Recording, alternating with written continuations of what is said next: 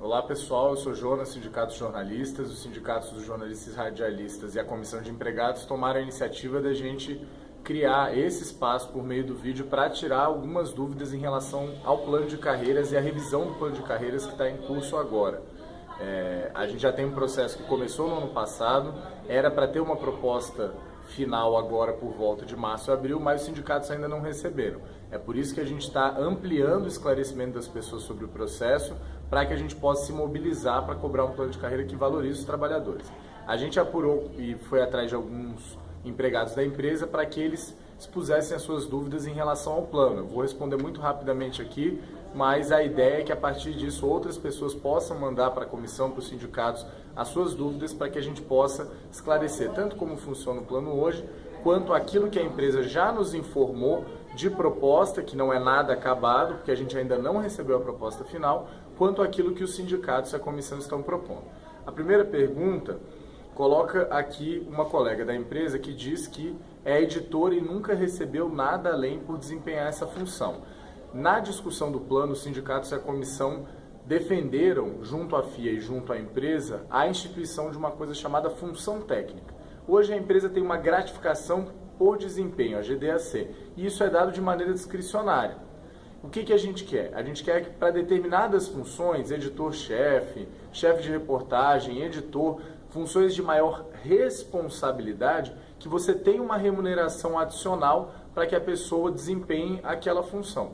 Mas pela apresentação que a FIA fez para a gente, o número ou as atividades que foram escolhidas para merecerem a função técnica são pouquíssimas atividades. No caso do jornalismo seria só para editor-chefe, âncora, apresentador, se não me engano, mas mais uma vez destacando, não temos ainda a proposta acabada, a proposta final com a qual a direção da empresa está trabalhando. A segunda pergunta coloca aqui por que não se leva em consideração a antiguidade no plano de carreira. Vale destacar, no nosso plano atual, existe uma proporção para promoção por mérito e por antiguidade. Qual é o problema? É que do dinheiro reservado para a promoção, só 5% é utilizado para a promoção por antiguidade e 95% é utilizado para a promoção por mérito. Com isso, na prática, a gente quase não tem promoção por antiguidade. Qual que é a defesa que os trabalhadores estão fazendo e qual foi a proposta apresentada num documento? Que haja um gatilho automático de 3 em 3 anos, ou seja, que a cada 3 anos a pessoa suba uma referência e que a promoção por mérito seja um complemento a isso. Por exemplo, eu entrei na empresa em 2014 e em 2017 eu posso subir da primeira referência para a segunda referência automaticamente. Mas se eu for promovido em 2016, eu subo da primeira para a segunda em 2016 e aí em 2017 eu já iria da segunda para a terceira. Destacando, essa é uma proposta dos trabalhadores, mas a empresa ainda não deu a sua resposta. A terceira pergunta coloca aqui por que a formação e a qualificação profissional não são levadas em consideração.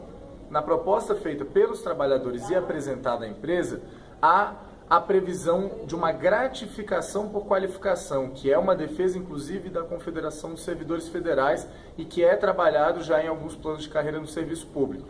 Ou seja, você cria pontuações para determinados cursos, para o reconhecimento de graduação, mestrado, doutorado, e aí aquela pessoa, quando atinge uma determinada pontuação, que isso é algo a ser construído junto com os trabalhadores e com a gestão da empresa, ela teria uma remuneração adicional. Então, por exemplo, se a pessoa atinge o nível mínimo de pontuação, ela teria uma remuneração adicional de R$300. Se ela se qualifica mais, faz mais cursos, tem o seu título reconhecido em uma coisa que tem relação com a empresa, não adianta fazer mestrado uma coisa que não tem nada a ver com a empresa, mas se tem relação que aquele título seja reconhecido, aí ela ganha uma remuneração além disso e vai subindo em 3 níveis.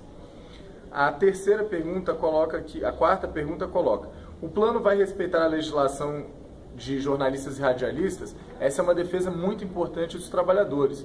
Tanto jornalistas quanto radialistas vêm batendo na tecla, junto à direção da empresa e junto à FIA, de que independentemente de quais serão os cargos, que as legislações precisam ser respeitadas. As funções da legislação de radialista precisam ser respeitadas, A legislação de jornalista também precisa ser respeitada e, no caso dos jornalistas, os sindicatos têm feito uma defesa adicional, que é manter a exigência da obrigatoriedade do diploma para aquelas pessoas que forem exercer a atividade de jornalista aqui dentro da empresa. Uma outra pergunta coloca: como o plano de carreiras tratará as atividades de sonoplata e operador de áudio? Não sabemos, porque a gente ainda não tem a última versão. O que a gente sabe, pelo que a FIA já nos apresentou, é que você teria uma trajetória para, a partir do momento em que você vai evoluindo na sua carreira, você poderia ir, exemplo, se você entra como auxiliar, de auxiliar você pode passar para operador de câmera, de operador de câmera você pode passar para editor de imagem, de editor de imagem você pode passar para finalizador e assim por diante. A nossa defesa é de que essa evolução na carreira é interessante, mas ela não pode ser algo obrigatório, porque uma pessoa pode querer ser sonoplasta na empresa por toda a sua carreira dentro da empresa e ser um ótimo sonoplasta, porque nós precisamos de pessoas com muita qualificação em cada uma das atividades que elas fazem. Então, na defesa dos trabalhadores, deve haver a possibilidade tanto da pessoa ir galgando e ir mudando de atividade para evoluir na carreira, quanto a possibilidade da pessoa ficar na sua atividade, se ela quiser ser sonoplasta, se o jornalista quiser ser produtor, e não quiser virar outra coisa, editor, repórter, ele tem que ter o direito de fazer isso e ainda assim evoluir na carreira. Por fim, aqui a última pergunta dos colegas aqui do DF coloca: o que o novo plano trará de diferente? Não sabemos. Essa é a grande pergunta. Os sindicatos vêm cobrando junto à direção da empresa, foram enviados ofícios recentemente para que a empresa possa apresentar, não apenas aos sindicatos, mas aos trabalhadores, qual é essa proposta final. Porque a defesa dos sindicatos da comissão é clara. Esse plano tem que ser para valorizar os trabalhadores. Se não for para isso, nós temos que continuar debatendo, continuar discutindo até chegar a um plano que possa, de fato, cumprir essa função. Esse é apenas o primeiro de vários vídeos que a gente vai fazer. Coloque no Sou Mais EBC ou mande para a comissão de empregados ou para os sindicatos as suas dúvidas para a gente continuar respondendo.